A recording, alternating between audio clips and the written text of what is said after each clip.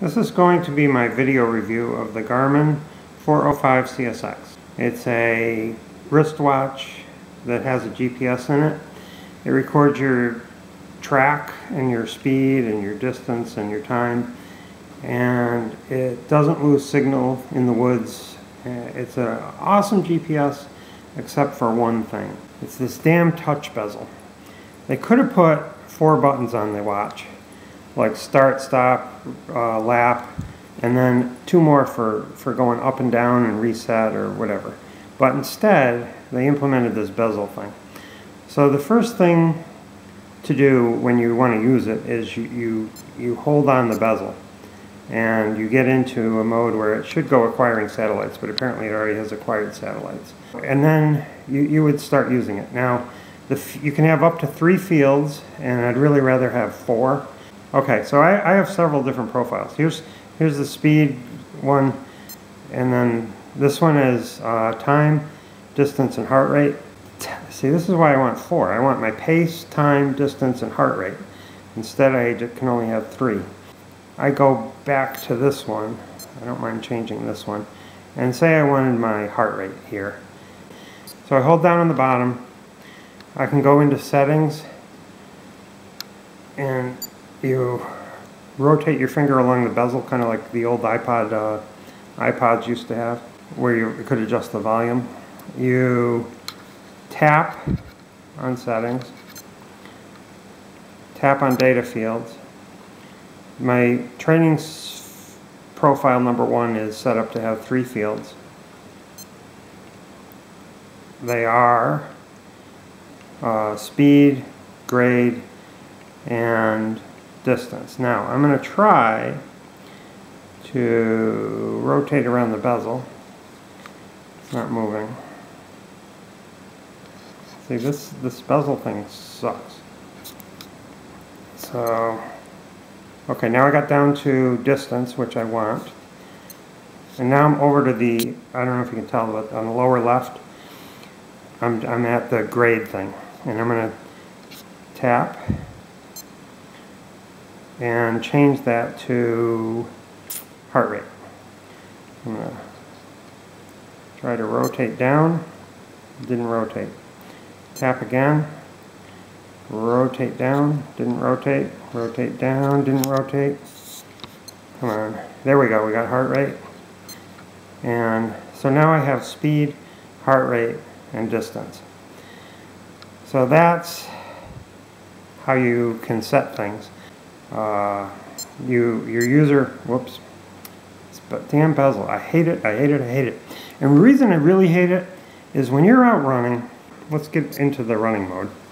You're out running along, you're going at a good rate, and for some reason the sleeve on your sweatshirt or something touches the bezel, it'll move it to a different screen.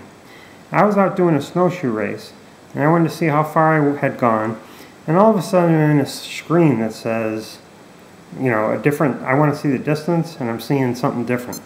And in fact, I was on a screen that was saying go to somewhere.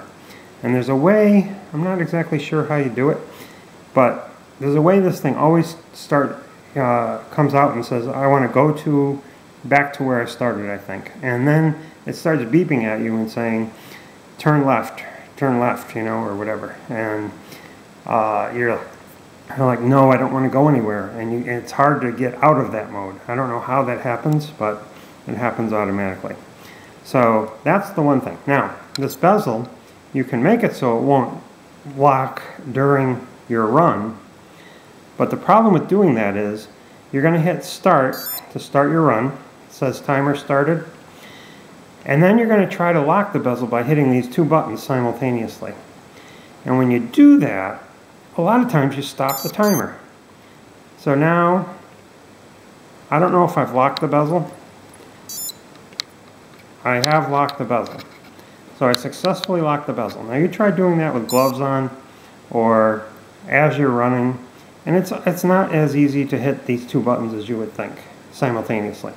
Now, if you're running in the dark, I mostly use this when I can't bike, which is during the winter, and I usually am running at night. And I want to get the backlight on, I have to hit the backlight using these 2 by touching it with 2 fingers at the same time. And the problem with that is, if I've locked it, the backlight won't come on. If I go to unlock it, see that says bezel unlocked? You can't read that in the dark. So you're not sure if you unlocked it or if you had stopped the watch. So now I could hit the backlight and you see it lights up. And then I could say, okay, these numbers are so tiny when you're out running and your hand's shaking and you're trying to read it. It's difficult for me to read it. So the digits are small. The bezel thing is a pain in the ass. So now, if I've unlocked it, touching it to see the backlight can sometimes change your screen on you. And you're like, oh shit, I didn't want to do that. So I hate the bezel. I don't think it works well. I hate the fact that you have to use these 2 buttons to lock it out, and that they are also the start and the stop. So in general, this watch is awesome because it does record all your distance and time and doesn't lose signal in the woods. It acquires satellites fast. There's something called Garmin Connect. There's something called Connect. There's a website called connect.garmin.com, which is awesome.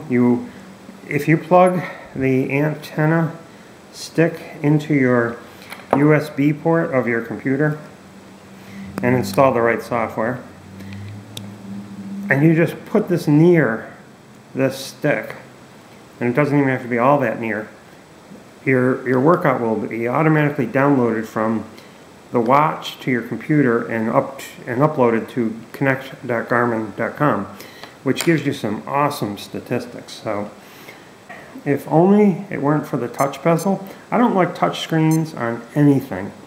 That I have a bike computer that's a touch screen. It's a Garmin, actually it's a Garmin Dakota, and I actually have a bike mount for it. And you'll be riding along, you'll drip sweat on it or whatever, and you'll want to brush it off, but you don't want to do that because that'll change the screen on you. And so I think touch screens on devices you're using outdoors just aren't the best. Indoor devices like your Apple iPad and stuff like that, they're awesome. The iPhone even. But things that you're going to want to be, you might be sweating on, you might have a sleeve, you might want to operate with gloves on. You try operating this with a cross-country ski glove. It's working. I tell you, you cannot get this to work. There we go. Now it's not working. So it is working better than it doesn't work on the outdoors. Believe me. In real life, you cannot use this thing with gloves on, and you can't hit these 2 buttons at the same time with thick gloves on either. It's very difficult. And that's mostly when I use it is cross-country skiing during the winter. Battery life on this is not very good as you'd expect. You can get a couple 4-hour bike rides in, but that's about it.